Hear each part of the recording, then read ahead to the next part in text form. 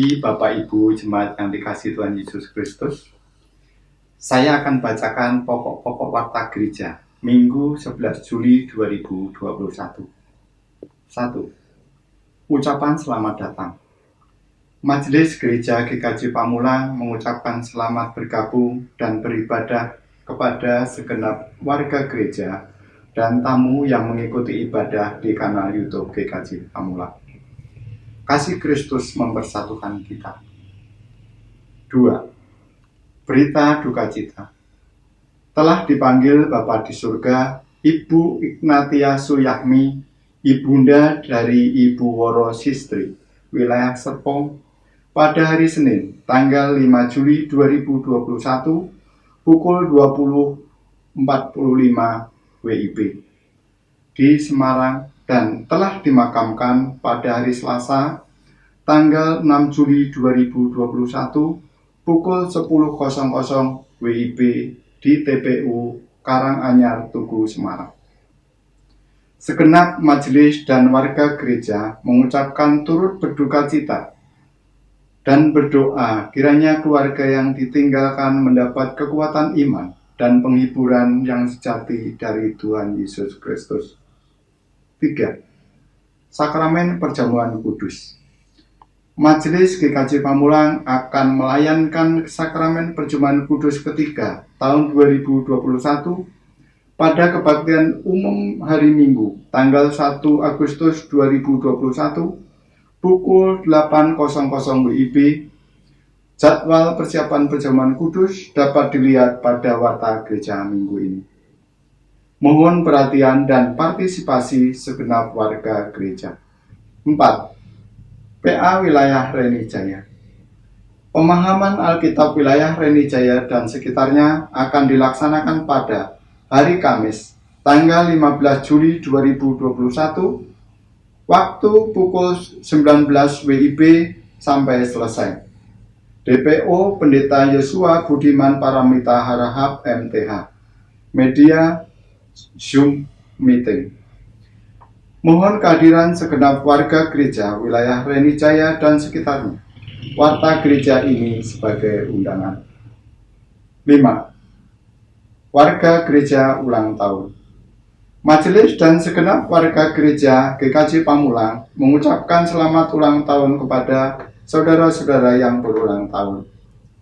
Tuhan Yesus yang makasih kiranya memberi panjang umur dan damai sejahtera senantiasa. Nama-nama warga gereja yang berulang tahun dapat dilihat pada warta gereja minggu ini. Untuk mengetahui berita-berita secara lengkap yang ada di GKJ Pamulang, kami persilahkan untuk membaca warta gereja yang telah tersedia. 6. Pengkhotbah. Firman Tuhan pada kebaktian minggu ini akan dilayankan oleh Pendeta Yosua Budiman Paramita Harahap MTH. Tuhan Yesus memberkati. Untuk memulai kebaktian minggu ini, kami mengundang jemaat untuk menyanyikan Kidung Jemaat 15, Berhimpun Semua Menghadap Tuhan.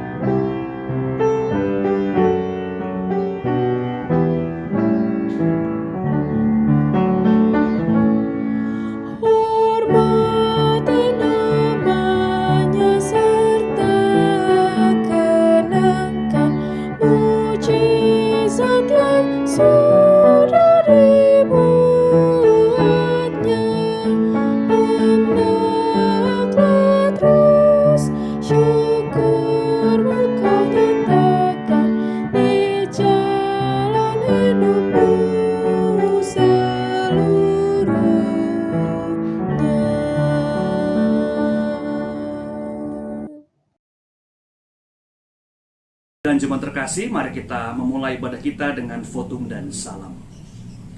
Pertolongan kita dalam nama Tuhan yang menjadikan langit dan bumi. Amin, amin, amin. Kasih karunia dan damai sejahtera dari Allah Bapa kita dan bersama dengan Kristus Yesus dengan perantaraan Roh Kudus menyertai kita sekalian.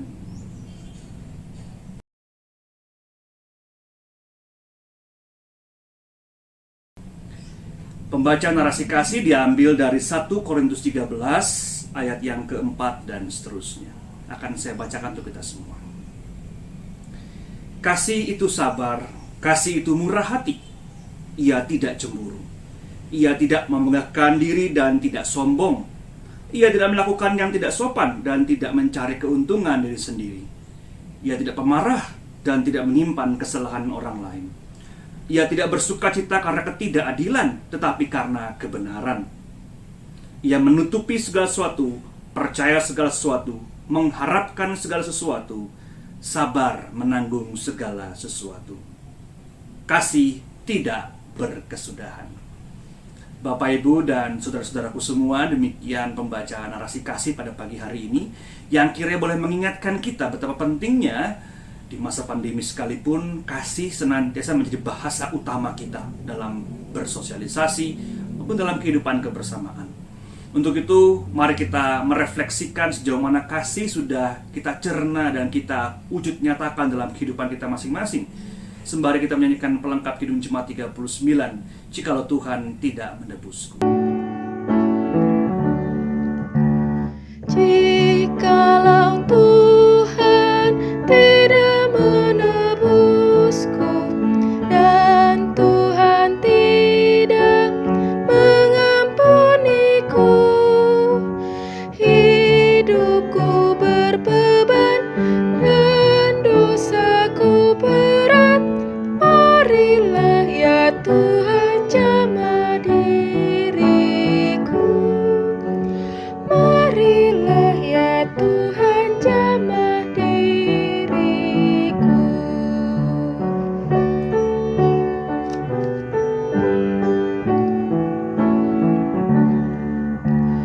Jikalau Tuhan tidak menjagaku dan tak menuntun, tak memimpinku, hidupku tak tentu dan langkahku sesat. Marilah ya Tuhan pimpin anak-Mu. Marilah ya Tuhan pimpin anak-Mu.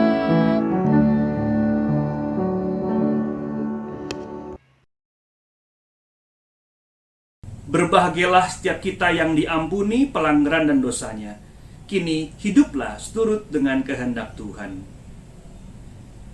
Yesaya 55 ayat 8-9. Sebab rancanganku bukanlah rancanganmu, dan jalanmu bukanlah jalanku. Demikianlah firman Tuhan. Seperti tingginya langit dari bumi, demikianlah tingginya jalanku dari jalanmu, dan rancanganku dari rancanganmu. Demikianlah berita anugerah dari Tuhan.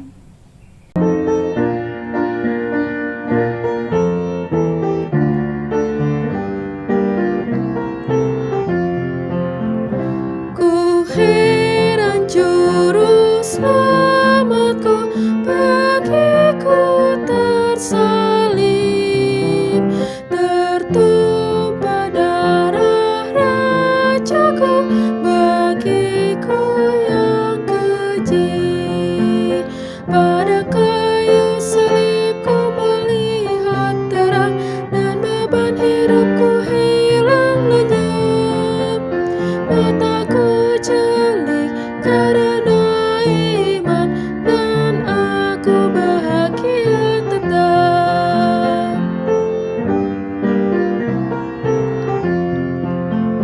Menanggung kejahatanku, tersiksa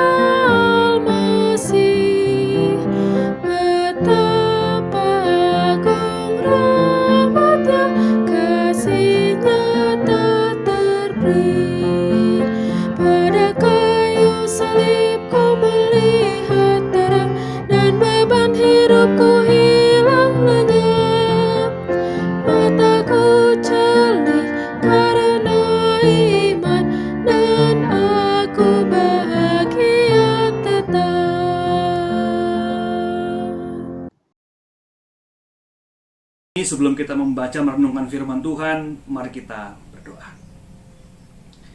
Ya Allah, pada saat ini kami memohon kiranya Roh Kudus-Mu bersama-sama dengan kami, agar firman yang kami baca boleh senantiasa menguatkan kami, menerangi langkah kehidupan kami, dan menegaskan pilihan-pilihan yang kami ambil sebagai bagian dari rancangan-Mu yang indah. Untuk itu ya Tuhan, datanglah dan tuntunlah kami dari awal hingga akhir, agar firman itu bertumbuh, berkembang, dan berbuah dalam kehidupan kami. Amin.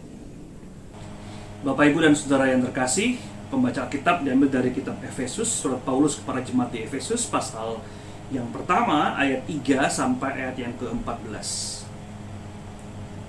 Efesus 1 ayat 3 sampai 14. Demikian firman Tuhan.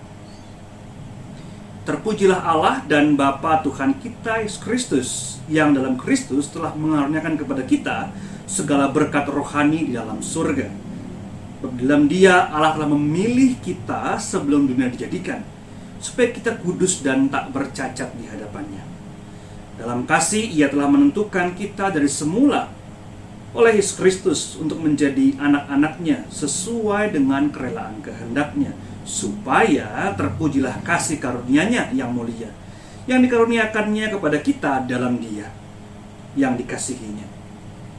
Dalam Dia dan oleh darah-Nya kita beroleh penebusan, yaitu pengampunan dosa menurut kekayaan kasih karunia-Nya, yang dilimpahkannya kepada kita dalam segala hikmat dan pengertian.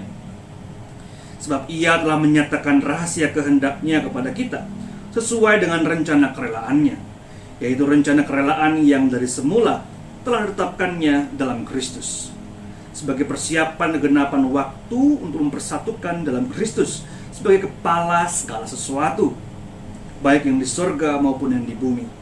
Aku katakan di dalam Kristus, karena dalam Dialah kami mendapat bagian yang dijanjikan. Kami yang dari semula ditentukan untuk menerima bagian itu sesuai dengan maksud Allah, yang dalam segala sesuatu bekerja menurut keputusan kehendak-Nya, supaya kami yang sebelumnya telah menaruh harapan pada Kristus boleh menjadi puji-pujian bagi kemuliaan-Nya. Dalam Dia kamu juga, karena kamu telah mendengar firman kebenaran, itu Injil keselamatanmu. Dalam Dia kamu juga, kamu percaya, dimateraikan dengan Roh Kudus yang dijanjikannya itu. Dan Roh Kudus itu adalah jaminan bagian kita sampai kita memperoleh seluruhnya, yaitu penebusan yang menjadikan kita milik Allah untuk memuji kemuliaan-Nya. Demikian jawab bacaan firman Tuhan yang berbahagia mereka yang mendengarkan dan memelihara dalam kehidupan sehari-hari. Haleluya. Haleluya, haleluya, haleluya.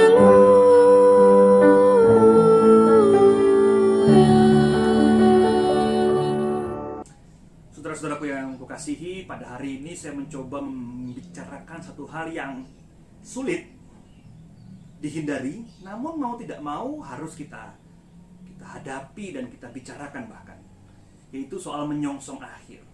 Ya syukur kalau menyongsong akhir masa pandemi kita nggak perlu dengan berat gitu, kita dengan menjalani dengan penuh sukacita gitu. Tapi ini menyongsong garis akhir kehidupan, suatu hal yang sekali lagi kita hindari, jarang dibicarakan, namun juga mau tidak mau harus kita percakapkan gitu ya. Sudah ada banyak kisah-kisah, sudah ada banyak renungan-renungan yang bicara mengenai kekuatan dan semangat, sehingga saya mencoba melihat dengan cara yang berbeda. Nah, saya mulai, karena ini berat, saya mulai dengan sebuah buku anak-anak. Ini buku anak-anak gitu ya, berjudul Dark, Death, and the Tulip oleh Wolf Elbruch. Ini buku anak-anak untuk menjelaskan, untuk menggambarkan bagaimana kematian. Dan saya sungguh kagum dengan cara dia menggambarkan kematian dengan mudah, namun juga dengan nilai-nilai yang penting, bahkan untuk orang dewasa sekalipun. Jadi kisahnya adalah tentang seekor angsa, bebek adalah seekor bebek, sang kematian, dan juga bunga tulip. Jadi pada suatu hari bebek lagi jalan-jalan melihat bunga, lalu kemudian tiba-tiba tersadar ada sesuatu di belakang dia. Dia menengok ke belakang, "Hei, siapa kamu? Ngapain kamu di sini?" gitu ya. Lalu si kematian mengatakan, akhirnya kamu sadar juga kalau aku dari sini gitu ya. Padahal selama ini aku bersama-sama dengan kamu loh. Oh ya, siapa namamu? Aku kematian. Oh, apakah ini berarti kamu sudah menjemputku? Oh enggak. Itu urusannya kehidupan, gitu ya. Kehidupan nanti akan juga menyelesaikanmu, tapi urusanku nggak di situ. Aku cuman bersama kamu aja gitu ya. Aku bermain sama kamu, aku ngikutin kamu kemana-mana gitu ya. Itu soal yang lain gitu ya. Itu bukan soal aku. Itu soal mungkin karena sakit jantung, mungkin karena COVID, mungkin karena jatuh dari tangga, apapun itu ya. Itu kehidupan. Itu bukan soal aku, kata dia. Lalu si kematian tersenyum. Kok senyummu mencurigakan ya, kata Bebek gitu ya. Kematian tapi kok senyumnya seperti itu ya. Tapi tenang aja, aku nggak akan ngapa-ngapain kok, kata kematian. Oh ya? Baiklah kalau gitu. Dan lagi pula senyummu itu lama-lama kulihat terasa baik juga gitu ya. Kamu rasanya pihak yang atau orang yang menyenangkan gitu ya. Kita nggak harus berjauhan untuk membenci ya, kata Bebek. Enggak dong, kita bisa selalu bersama-sama kok. Dan aku sebetulnya selalu mengikuti kamu kemanapun juga kamu berada. Kamu nggak perlu merasa risih dengan aku di sini, kata dia. Oke, kalau gitu, aku mau ke kolam, kamu ikut nggak? Gitu. Oke, aku ikut kamu ke kolam. Lalu pergilah sang Bebek dan si kematian pergi ke kolam. Si Bebek berenang, bermain-main di kolam, nyelam-nyelam gitu ya. Kemudian, aku masih hidup ternyata. Kata si Bebek, kan dikira mungkin sudah dekat gitu ya. Namun justru si kematian mengatakan, aku kedinginan nih, aku ke pinggir danau ya, pinggir kolam ya. Aku kedinginan, badanku basah. Oh, kamu kedinginan? Sini, kamu ku peluk deh. Terus si Bebek memeluk si kematian dan kemudian memberikan kehangatan kepada sang kematian. Terima kasih Bebek, kamu kok baik sekali ya. Ya, kamu juga orang yang menyenangkan, kata si Bebek. Aku nggak merasa takut sama kamu, nggak cemas sama kamu, karena ya kamu seperti orang yang menyenangkan. Aku nggak perlu khawatir ada kamu di sini. Aku malah senang ada kamu sebagai temanku dekat sini. Lalu mereka berpelukan. Akhirnya si kematian merasakan kehangatan. Sekarang ngapain lagi ya, kata Bebek. Aku mau kegiatan yang lain yuk, yang seru yuk. Oh ya, kemana? Kita pergi ke atas pohon yuk gitu. Wah, atas pohon? Boleh, ayo gitu ya. Lalu mereka pun berdua pergi ke atas pohon. Ke atas pohon, lihat-lihat, kemudian si Bebek mengatakan, loh, itu ada kolam tempat kita main. Ya, bagus ya dari sini. Hei kematian, kira-kira nanti kalau aku sudah nggak di sini, si kolam rindu sama aku nggak ya? Kolam itu nggak lagi di sini. Loh, kenapa gitu? Ya karena kamu nggak di sini gitu ya. Maksudnya, ya karena kamu nggak di sini, maka bagi kamu kolam itu sudah nggak ada. Bagi kamu kolam itu sudah nggak lagi punya makna dalam kehidupanmu karena hidupmu sudah selesai. Ya juga ya, karena aku sudah nggak di sini, kolam itu nggak lagi berada bersama dengan aku. Tapi mungkin aja kolam itu rindu sama aku ya. Ya itu bukan urusanmu lagi karena kamu sudah nggak di sini. Tapi buat kamu kolam itu sudah nggak lagi ada.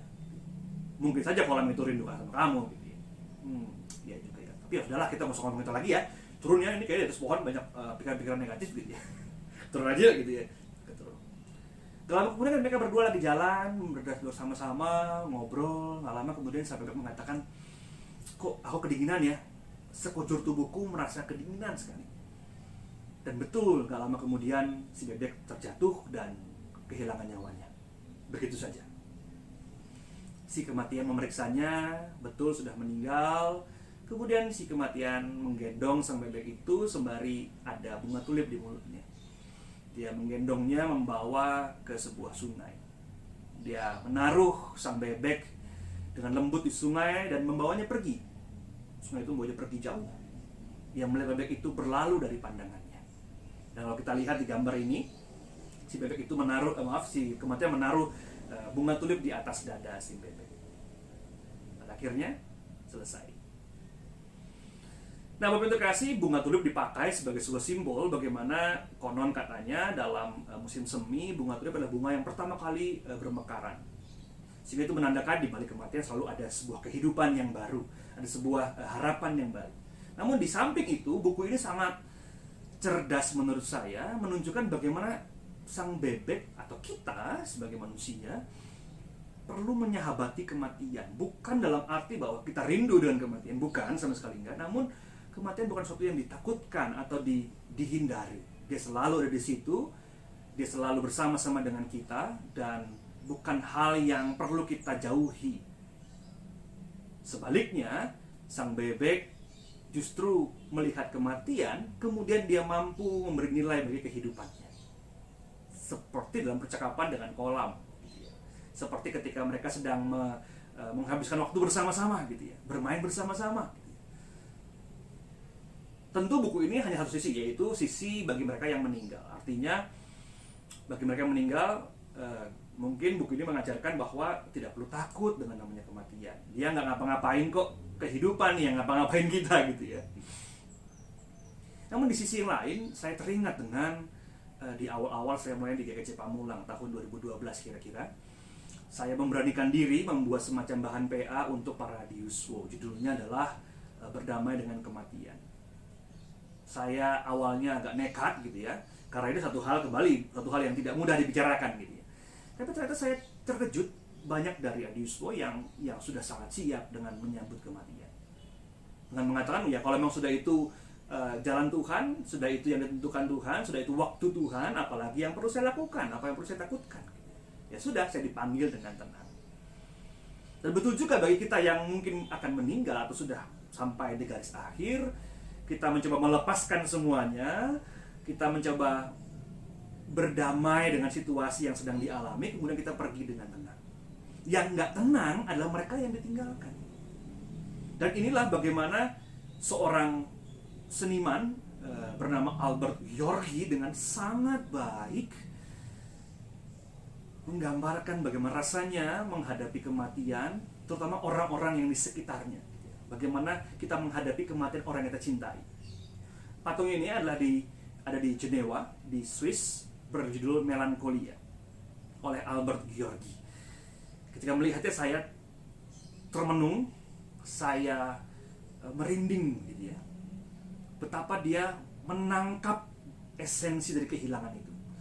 Ketika ada semacam lubang yang menganga di dada sang patung itu, seperti dada kita, gitu ya, atau hati kita, atau sebagian besar tubuh kita hilang ketika orang yang kita cinta itu pergi. Silahkan dipandangi sebentar, gitu ya. Lalu apakah semoga Bapak Ibu merasakan apa yang saya rasakan, gitu ya, dengan adanya kehilangan itu. Albert Gheorghi membuat patung ini ketika dia juga dalam kondisi yang penuh dengan kedukaan, yaitu ketika dia kehilangan istrinya.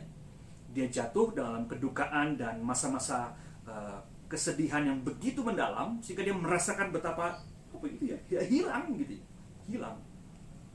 Seperti bukan lagi separuh napas, tapi sebagian besar hidupku, tubuhku hilang karena orang ku cintai itu sudah nggak lagi bersama-sama dengan aku. Dan melalui patung ini kita pun mencoba untuk melihat kematian orang-orang kita cintai.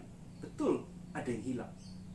Dan memang betul ada kehilangan, mungkin kehilangan semangat, mungkin kadang kita kehilangan pengharapan, kita nggak pingin bangun tempat tidur, kita nggak mau ngapa-ngapain, ya kita cuma mandek-dek saja, gitu ya.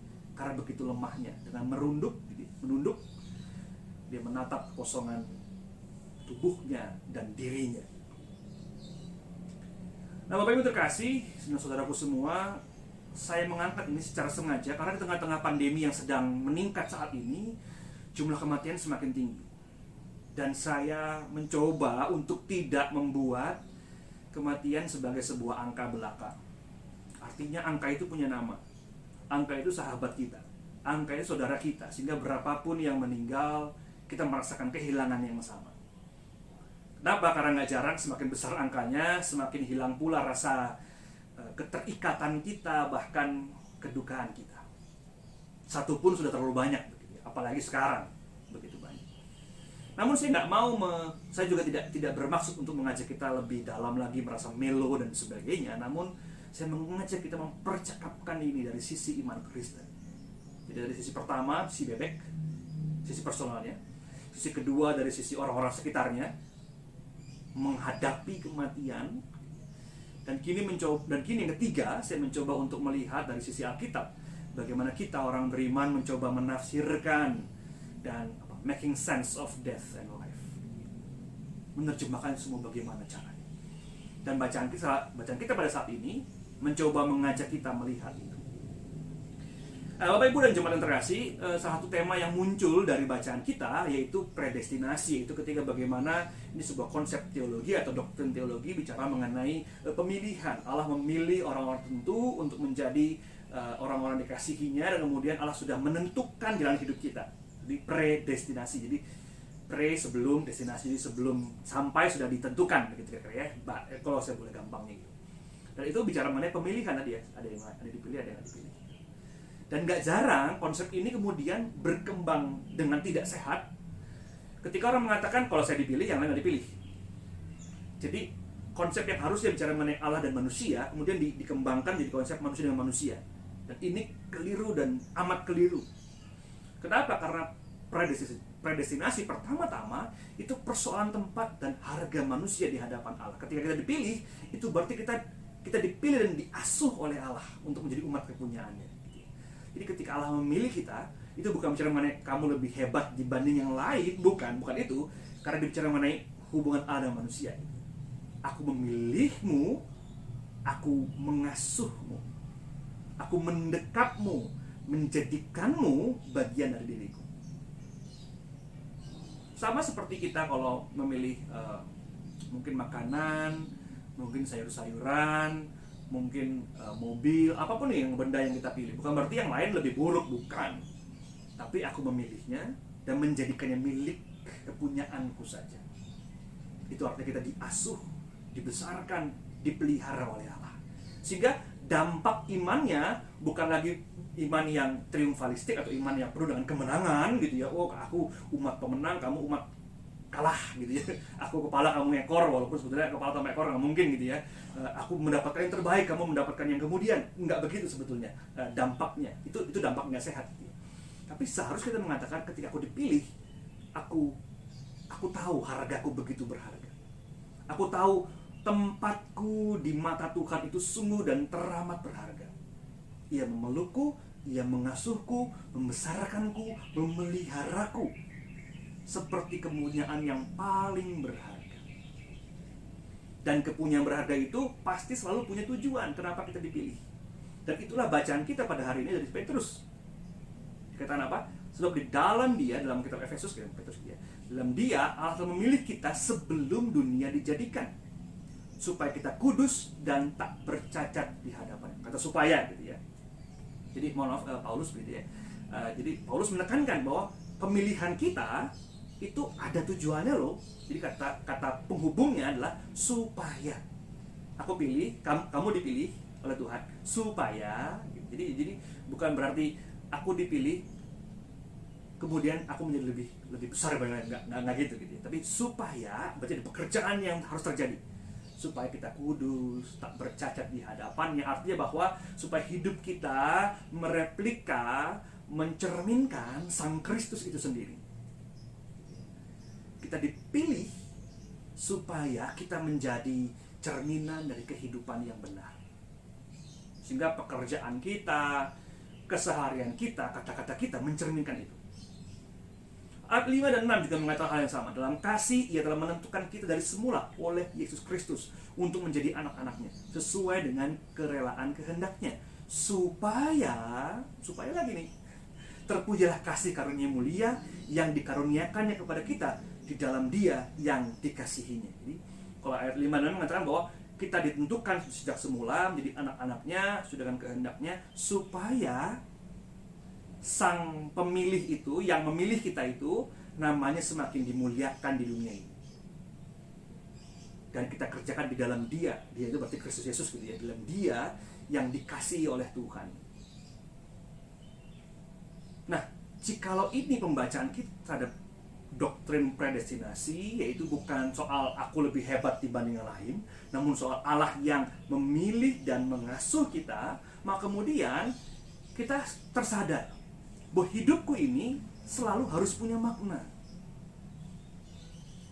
Bahwa di hadapan kematian, hidupku menjadi berharga karena aku memaknainya di dalam Tuhan, dalam jalan Tuhan, dalam pekerjaan dengan Tuhan. Nilai yang aku coba terapkan dalam kehidupanku adalah nilai-nilai yang segaris dan seirama dengan Tuhan. Dengan kata lain, dalam hidup ini kita mencoba mengurai dan melaksanakan tujuan hidup kita, yaitu menaruh, menyemai, dan juga merayakan nilai-nilai dalam Kristus Yesus. Nah, ini berseberangan dengan konsep kehidupan dan takdir. Jadi sejak mitologi Yunani itu takdir sudah ada, gitu ya. Konsep takdir sudah ada. Dalam bahasa Yunani disebut dengan Moira. Nah, Moira gitu ya. Jadi Moira itu namanya takdir dalam bahasa Yunani kuno. Jadi konon ada 3 dewi, mereka sedang ya bercakap-cakap lah bertiga gitu ya. Kemudian ada semacam benang atau tali kehidupan. Oke, sampai mana nih? Sampai sana gitu ya. Oh, tali tulur dan sebagainya. Kemudian kita sebagai manusia hanya sekedar seutas tali yang sedang dimainkan oleh sang dewi ini atau dewi-dewi ini atau dewa atau Tuhan dalam demikian. Nah, kalau kita melihat predestinasi sebagai Allah memilih dan mengasuh kita supaya kita punya nilai tambah dalam kehidupan, maka kita bukan sekadar seutas tali. Kita adalah karya Allah di tengah-tengah dunia. Dan kita berkarya untuk Allah di tengah-tengah dunia. Artinya kehidupan kita bukan sekedar sedang mencoba untuk menyelesaikan tali ini sekedar itu, bukan. Namun di dalam kehidupan yang terbatas itu, ada karya Allah yang tak terbatas yang sedang kita kerjakan. Dan itu berarti kita menggenapi bukan sesuatu yang tersurat, gitu ya. Oh, sudah dituliskan oleh Allah, gitu ya, bukan. Namun rancangan Allah akan makna kehidupan diri saya dan sesama saya. Pada titik ini kita melihat bahwa kematian menjadi sungguh bernilai justru karena adanya hal-hal yang ditinggalkan mereka yang sudah meninggal ini. Kalau kita mengingat saudara-saudara kita yang sudah berlalu, yang sudah bersama-sama dengan Tuhan, kenangannya sangat-sangat berharga karena ada nilai dan kisah-kisah yang kita lalui bersama-sama dengan dia. Dan waktu kapan dia meninggal itu bukan penggenapan, namun bagaimana dia hidup itulah yang menjadi titik penting dari kehidupan ini. Rancangan Allah akan makna kehidupan yang sedang kita gumuli dan kita coba terus rajut bersama orang-orang cintai, baik saya dan sesama. Dengan demikian penggenapan makna Allah sebagai sang bunda yang sedang mendekat kita dan dunia, itulah yang coba sedang kita rayakan pada saat ini. Bahwa hingga ujung hidup kita sekalipun, hingga akhir garis hidup kita sekalipun, Allah tetap dan selalu seperti seorang bunda yang sedang mengasuh dan mendekat kita. Hai Yosua, jangan takut, aku bersamamu. Hai anakku, engkau tak pernah kutinggalkan dan gak pernah luput dari pemeliharaanku. Sehingga di waktu-waktu pandemi ini kita mencoba mencari, mengutas demikian kehangatan yang menguatkan kita. Walaupun sedang isoman di rumah sendirian, walaupun kita terpisah dari keluarga misalnya, ataupun mungkin kita sedang berusaha bernafas karena sedang sakit COVID, atau mungkin hal-hal yang lain. Kita melihat saudara kita jauh, kita nggak bisa menyentuhnya, kita nggak bisa memeluknya.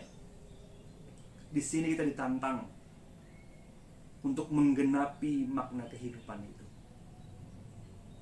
Bahwa di tengah-tengah situasi yang seperti saat ini, mengusahakan kehidupan, persahabatan, dan kehangatan dengan orang-orang sekitar kita. Itu yang sedang kita kerjakan. Merayakan dan wujud menyatakan pelukan Allah yang memelihara setiap orang itu terjadi melalui kehidupan kita. Dan panggilannya semakin keras, semakin nyata pada saat ini. Bukan sekedar panggilan, "Hei Yosua, engkau kupelihara dan kupeluk," bukan, tapi peluklah juga, sambutlah juga orang-orang sekitar. Orang-orang yang sedang membutuhkan pertolongan itu. Dan dengan demikian kita menggenapi fungsi dari pemilihan itu. Kita menggenapi fungsi dari bagaimana Allah telah menentukan terlebih dahulu kita sebagai umat dan kepunyaannya, agar kita menjadikan hidup kita sebagai alat Allah memelihara kehidupan yang lain. Sehingga pada hari ini tema kematian bukan menjadi sebuah tema yang menakutkan, walaupun tentu menyedihkan dan membuka lubang yang begitu besar dalam dada kita dan hati kita. Namun saya mencoba melihat dari sisi yang lain, bahwa semuanya adalah penggenapan dari makna kehidupan. Justru hidup menjadi sangat bernilai dan berharga. Kita coba untuk membuka lembar demi lembar, membaca garis demi akhir, karena dia begitu berharga. Dan pada saat ini kita betul-betul menghargai detik demi detik, menit demi menit, jam demi jam bersama dengan sahabat-sahabat kita. Agar kiranya kita pun juga memenuhi penggenapan panggilan kehidupan itu. Selamat hari Minggu, selamat memenuhi panggilan itu dan penggenapan itu, karena Tuhan sudah terlebih dahulu mengasuh, memilih, dan menjangkau kita, memeluk mendekat kita. Kini saatnya kita mendekat yang lain. Tuhan memberkati kita semua. Amin.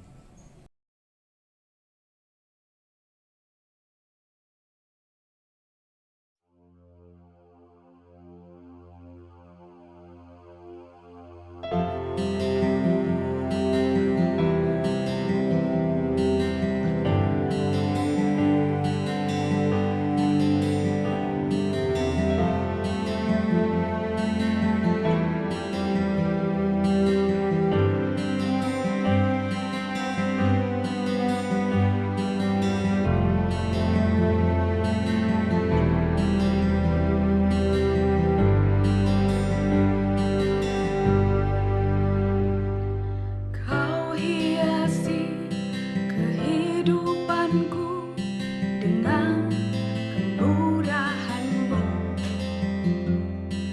Kau rancangkan masa depanku penuh dengan harapan. Aku ada saat ini, semuanya karena kasih-Mu. Aku hidup hari ini, semua berkat kemurahan-Mu. Terima kasih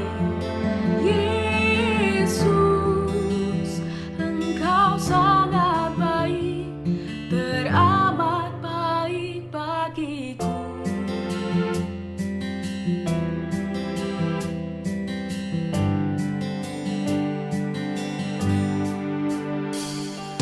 Kau hiasi kehidupanku dengan kemurahan-Mu. Oh, Kau rancangkan masa depanku penuh dengan harapan.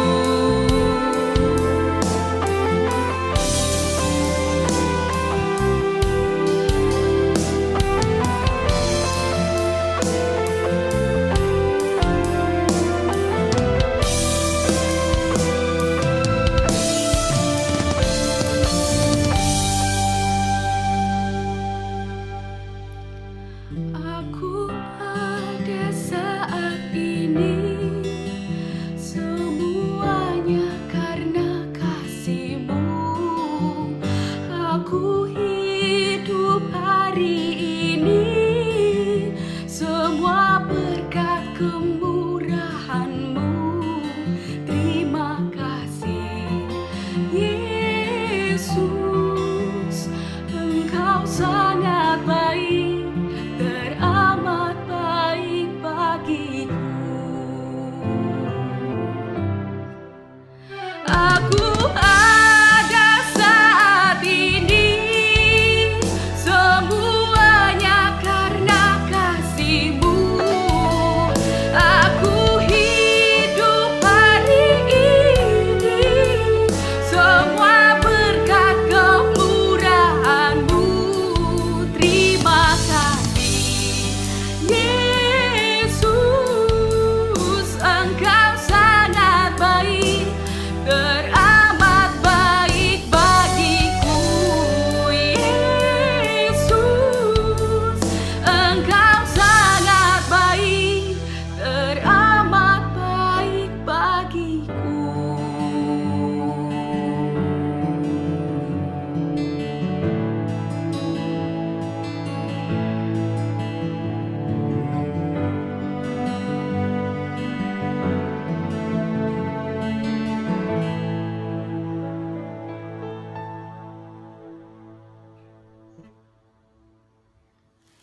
Sama-sama menaikkan doa syafaat kita. Ya Allah, pada saat ini kami hendak menaikkan doa-doa syafaat kami.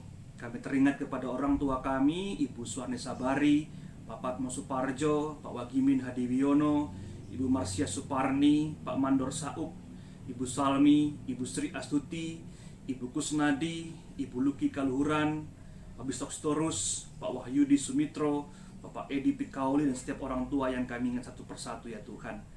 Berkatilah dan juga senantiasa anugerahkanlah ya Tuhan sukacita di hati mereka, agar kiranya di hari tua ini damai sejahtera tak pernah jauh daripada mereka, dan juga kesehatan dan kekuatan di masa-masa pandemi ini. Kiranya orang tua kami diberikan kekuatan, kesehatan, dan sukacita. Kami juga berdoa ya Tuhan untuk sahabat-sahabat kami yang sedang bergumul dengan kondisi kesehatan. Kami teringat dengan Ibu Jendela Tarigan, Saudari Anita, Bapak Endro Iwono, Bapak Hananto Suryo, Ibu Rusdi Wiono, Ibu Sumet Subarto, Bapak Sarasto Eklas, Ibu Legiat Morjo, Bapak Sumarsono, Ibu Rosna Andini, Ibu Suyadi, Bapak Siswanto, Saudara Daniel, Bapak Hendro Sugiarto, Bapak Kusuma Bayu Aji, Bapak Mardianto Yuwono, Pak Tumpak, Ibu Diah dan Saudara Stephen, Ibu Agus Budiarti, Ibu Ima Huta Barat, Bapak Suparnoto, Ibu Munjiah, Saudara Seto, Ibu Heri Suwono, Saudara Pandu, Bapak Elbino dan Ibu Vera, Ibu Laura Heru, Ibu Sri Sugiyarti, Bapak Anggoro Sulselra, Bapak Sutimin dan Ibu Sutinem, Bapak Yoyok dan Ibu Sri, Bapak Erik Singal dan Ibu Vivi Singal, serta Saudara Melani Harnoto, Saudara Galang Puji, keluarga Bapak Daniel Sumardiana, Ibu Veronica Indah, Bapak Arnaldo Pardamuan, Bapak Dedi Pardamuan, Ibu Suminah Subroto, Pendeta Adelia Yuna Marta, Ibu Yohana Rino, Bapak Sungkono, Ibu Krisma dan Bapak Sutejo, Ibu Eli, Bapak Arya De Kristanto, Ibu Tan Suhaimi, Ibu Rini Gatot, Ibu Ratna Pujo, Bapak Langgeng Nugroho, Ibu Murni Sudrajat, Bapak Ibu Agus Haryanto, Bapak Suranto dan Ibu Endah, Bapak Haryanto Setiobudi, Ibu Sulastri, Ibu Mardana Surbakti, Bapak dan Ibu Triyogo, Bapak Surdi Sudarmo, Ibu Sri Mujiono, Ibu Ani Karuniati, Bapak Atut Dewanto, Bapak Cornelius Adamunaji, dan nama-nama lain yang kami ingat di hati kami masing-masing. Ya Tuhan, dekaplah mereka, berikanlah kekuatan kepada mereka, dan senantiasa pengharapan itu tak pernah pudar di hati mereka. Sehingga di masa-masa ini ya Tuhan, pemulihan kiranya terus berjalan. Kami sebagai teman dan sahabat tak pernah berhenti mendoakan mereka, dan juga kami tak pernah berhenti percaya akan rancangan-Mu yang indah dan bukan rancangan kecelakaan. Sehingga apapun yang Engkau hendak berikan kepada sahabat dan orang-orang kami kasihi ya Tuhan, kami mencoba menafsirkannya sebagai bagian dari penggenapan fungsi kehidupan kami dan nilai-nilai yang luhur dalam kehidupan kami. Kami juga boleh berdoa ya Tuhan pada saat ini untuk setiap kami umat-Mu di tengah-tengah bangsa Indonesia ini. Kami terus berjuang di tengah-tengah masa pandemi yang terus tampaknya belum sampai pada titik puncak. Kami bergumul dengan kondisi mental kami bergumul dengan kondisi kesehatan kami ya Tuhan. Berikanlah kami hati yang teduh, yang tenang, namun juga semangat untuk terus-menerus boleh menengok keluar dan membantu sahabat dan saudara-saudara kami. Kami juga berdoa untuk pemerintah dan juga para tenaga kesehatan. Berikanlah mereka kebijaksanaan, berikanlah mereka kesehatan, berikanlah mereka hati yang murni dalam menolong dan juga mengambil kebijakan-kebijakan yang tepat untuk memulihkan bangsa ini. Kami percaya Engkau bersama-sama dengan kami.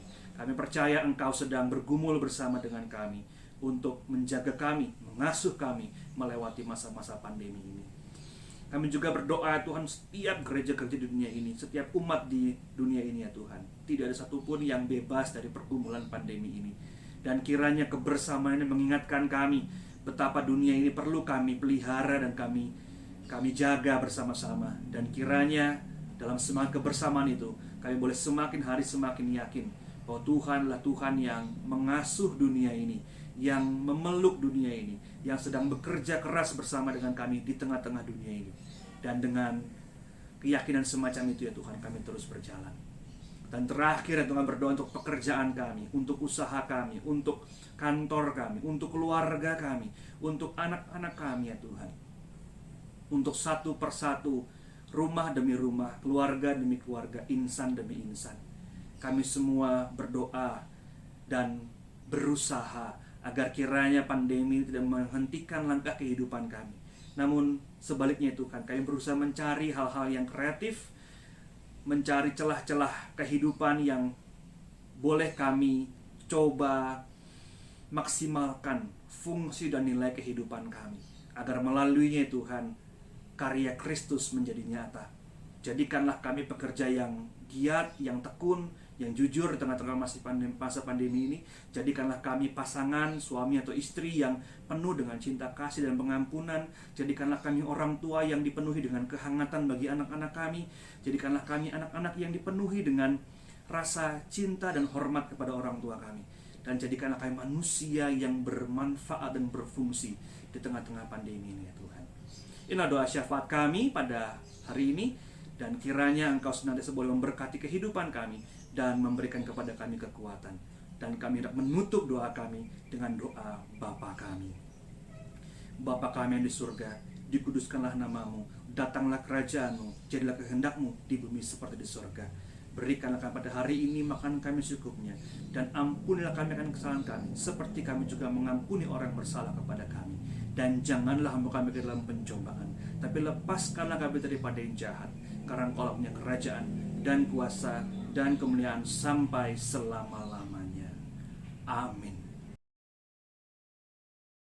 Mengucap syukur dalam ibadah ini melalui persembahan.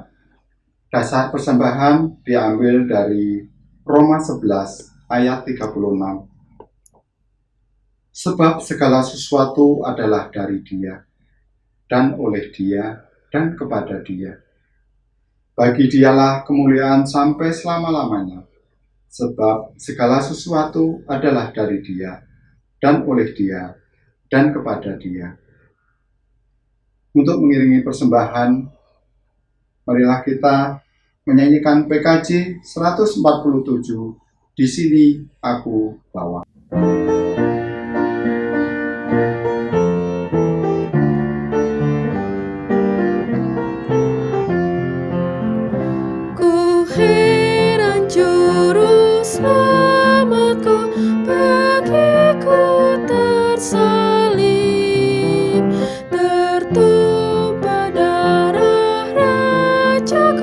Bagiku yang keji, pada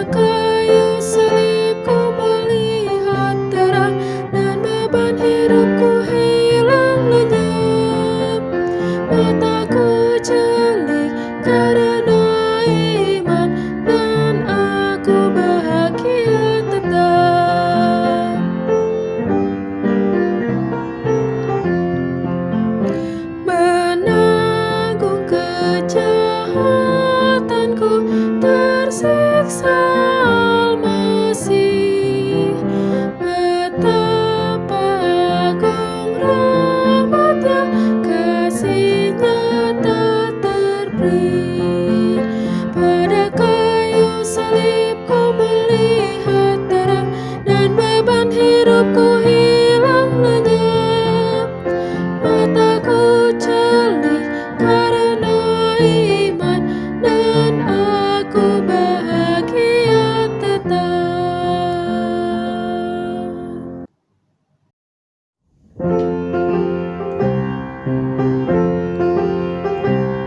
Di sini aku bawa Tuhan, persembahan hidupku semoga berkenan. Berapalah nilainya Tuhan dibandingkan berkat-Mu yang telah Kau limpahkan. Terimalah Tuhan, oh terimalah Tuhan.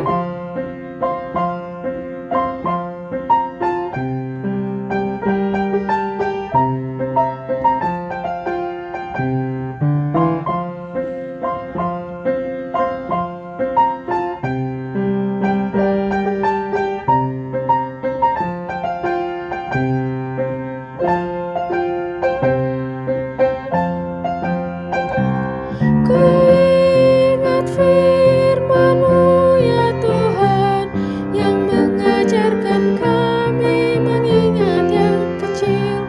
Berkati semuanya Tuhan, supaya persembahan tetap mengalir terus.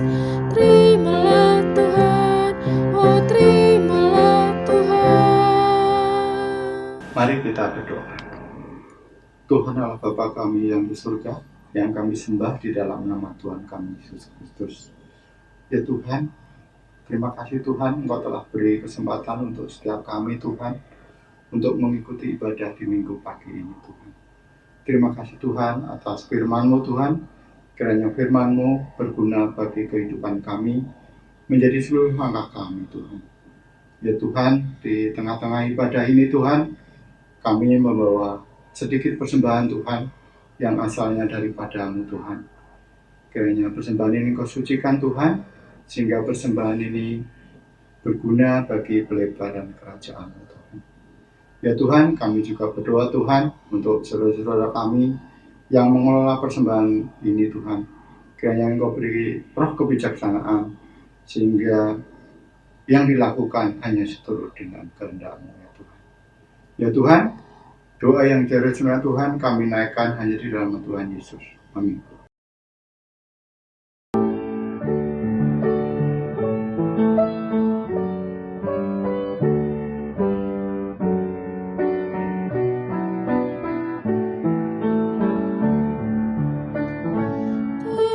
Tenanglah kini hatiku, Tuhan memimpin langkahku.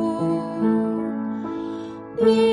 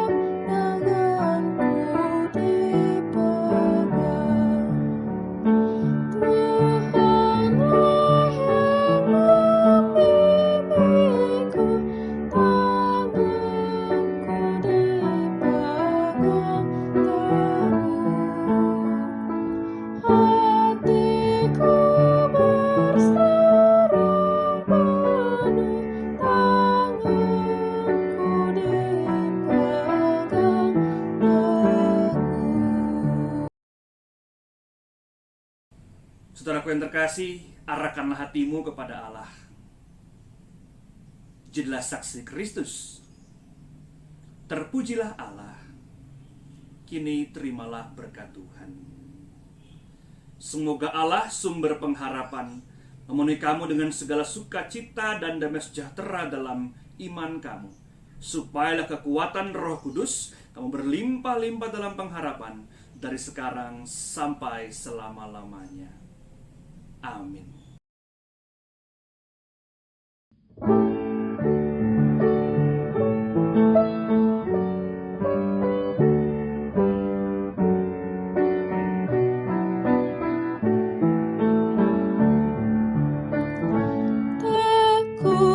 Sesalkan hidupku, betapa juga nasibku,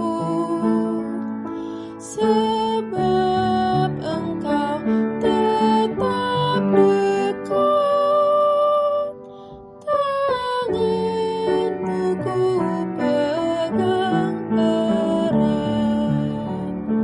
Tuhanlah yang membimbingku, tanganku dipegang teguh, hatiku berserah penuh, tanganku dipegang teguh.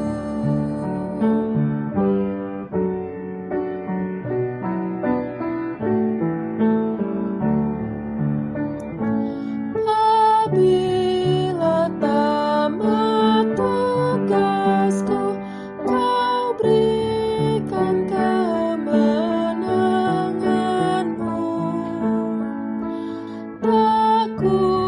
Takuti maut serang, sebab tanganku Kau genggam. Tuhanlah yang membimbingku, tanganku dipegang teguh, hatiku berserah penuh, tanganku dipegang teguh. Hari Minggu untuk kita semua, selamat menjalani hari-hari ini. Walaupun tidak mudah, namun kita percaya Tuhan senantiasa mengasuh dan bersama-sama dengan kita. Tuhan memberkati kita semua.